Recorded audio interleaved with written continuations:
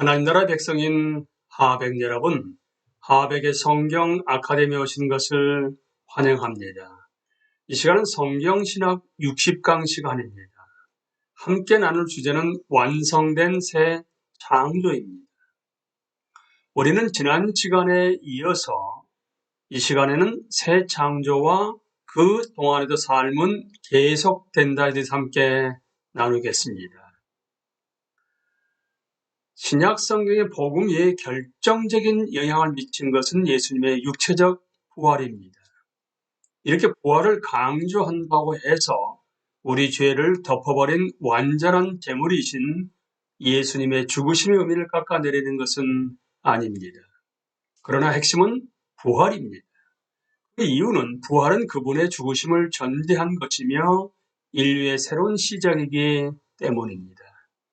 아마도 이런 이유 때문에 새로운 창조인 예수님의 탄생이 신약 성경에서는 그다지 크게 전개되지 못한 주제인 것 같습니다. 새로운 인류가 예수님의 부활을 통해서 생겨났습니다. 그리고 우리의 육체적 부활을 통해 우리가 하나님 나라에 참여한 것을 오직 믿음으로만 경험하던 것을 멈추고 그 대신 우리 자신 전체가 그것을 경험하게 될 것입니다. 이처럼 우리는 그리스도의 부활에 의해 다시 태어납니다. 그리고 그분의 부활을 통해서 우리는 전적으로 새로운 삶으로 들어가게 됩니다. 그렇다면 완성은 그리스도께서 영광 중에 나타나시게 될 때 일어날 사건입니다. 그때까지 성령 안에서의 삶, 즉 믿음의 삶은 당분간 계속될 것입니다. 이것은 고난의 삶입니다.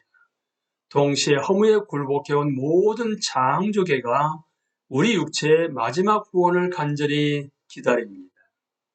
하나님의 자녀들의 부활이 마지막 구원과 온 창조계의 새롭게 됨의 표시가 될 것입니다.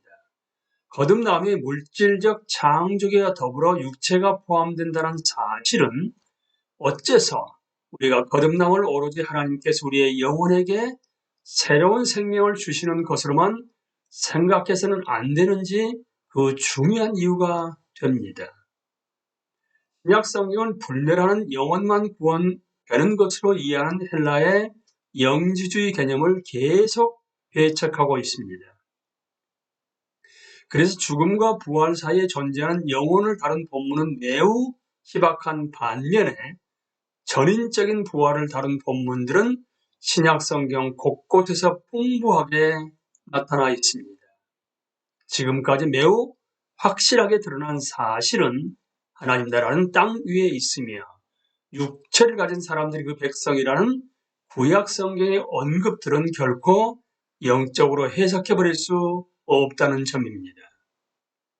예수님께서 육체적으로 부활하셨음을 우리가 받아들인다면 비록 그분의 부활체가 이전의 육체와는 정확하게 똑같지 않다고 할지라도 하나님 나라는 물질적인 구성 요소도 포함되어 있다는 것이 분명히 드러납니다. 영원히 하늘로 간다는 사상을 지지하는 본문들에서는 그것을 순전히 잠정적인 상황으로 봅니다. 그리고 베드로가 새 하늘, 그 위의 하늘과 새 땅에 대하여 묘사한 것은 이사야 65장 17절에서 따온 것이며 이사야 65장 17절은 창세기 1장 1절에 기초한 것입니다. 또한 요한계시록 21장과 22장에서 하나님 나라를 놀랍게 묘사한 것도 수많은 구약 성경 구절들의 그 기초를 두고 있습니다. 그러나 그런 묘사가 영적으로 해석돼야 할 단순히 상징적인 것에 불과하다는 지사는 전혀 없습니다. 요한에게 있어서 완성은 구약의 소망이 남김없이 다 성취된 것입니다.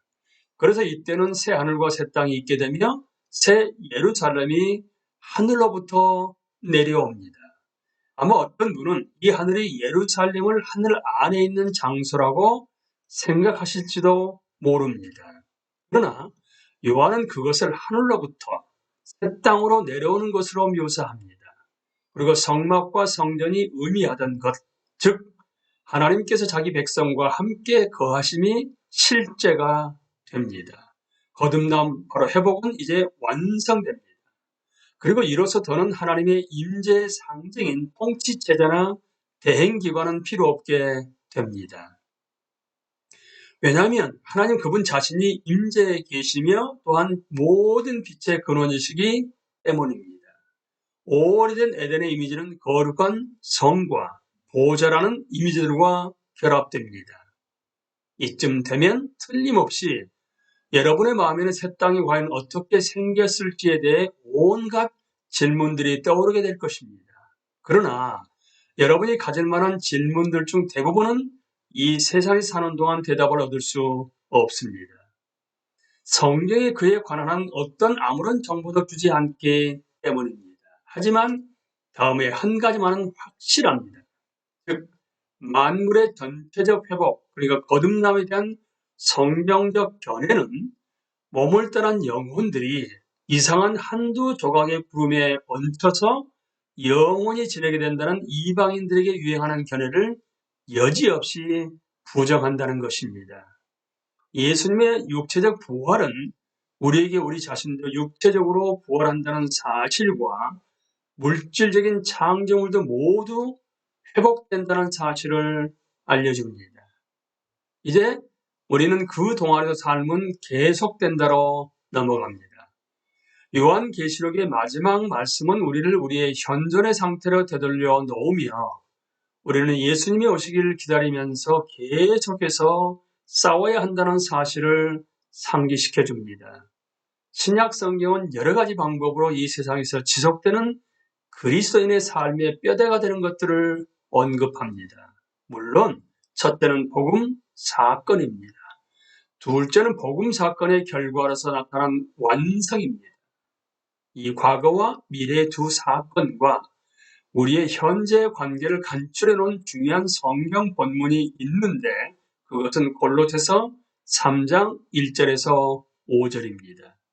이 본문을 잘 분석해 보면 과거의 복음 사건에 속한 사실들과 미래에 있을 복음의 완성은 현재 그리스도인들이 어떠한 삶을 살아야 하는지를 말해주는 지침이 됩니다. 특히나 너무도 간과되고 있는 그러므로 무엇이면 이는 같은 말들이 사실은 그러한 관계들을 알려주고 있다는 점에 주목하셔야 합니다.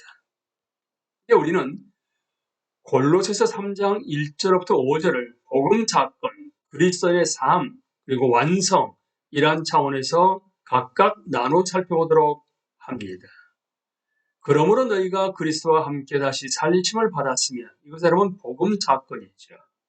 그 다음에 이어지는 위의 것을 찾으라. 거기는 그리스도께서 하나님 우편에 앉아 계시느니라. 위의 것을 생각하고 땅의 것을 생각하지 말라. 바로 그리스도의 삶을 말하고 있습니다. 그리고 이어서 이는 너희가 죽었고 너희 생명이 그리스도와 함께 하나님 안에 감추어졌습니다. 바로 복음 사건을 말하고 있습니다. 그리고 이어지는 우리 생명이신 그리스도께서 나타나실 그때 너희도 그와 함께 영광 중에 나타나리라. 바로 완성을 말하고 있습니다. 그리고 그러므로 땅에 있는 지체를 죽이라. 바로 그리스도인의 삶을 말하고 있습니다.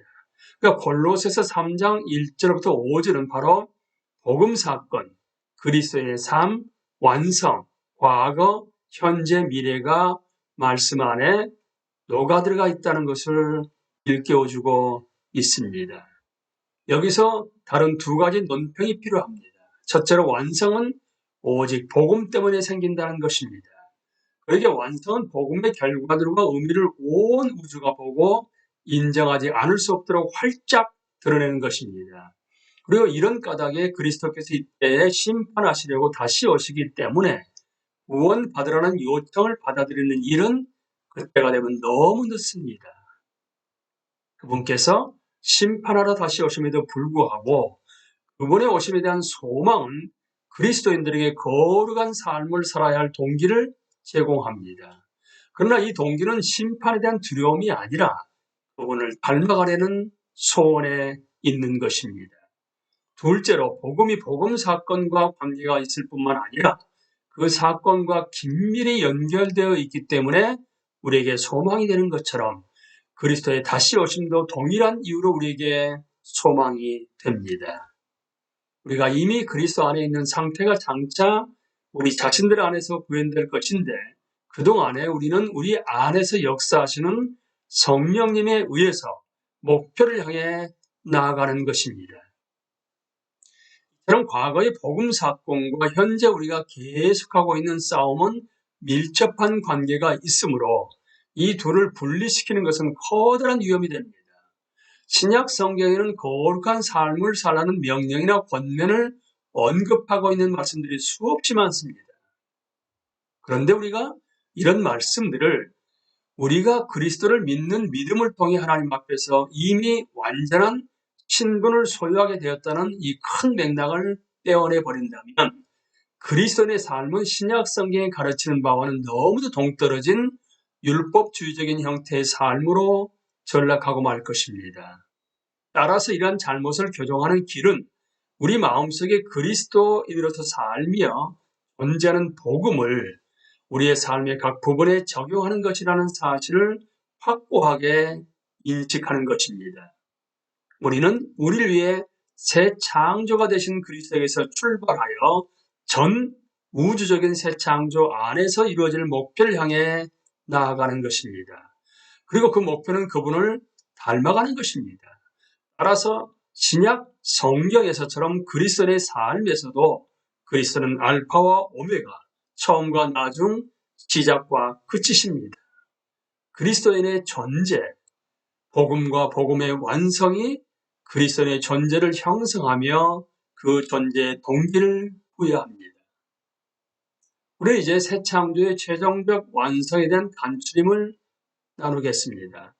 믿는 자들이 믿음으로써 소유하게 된 것, 즉 그리스도 안에 있는 우리를 위한 거듭남, 바로 회복은 이제 하나님 백성의 삶 속에서 실제가 되기 시작합니다.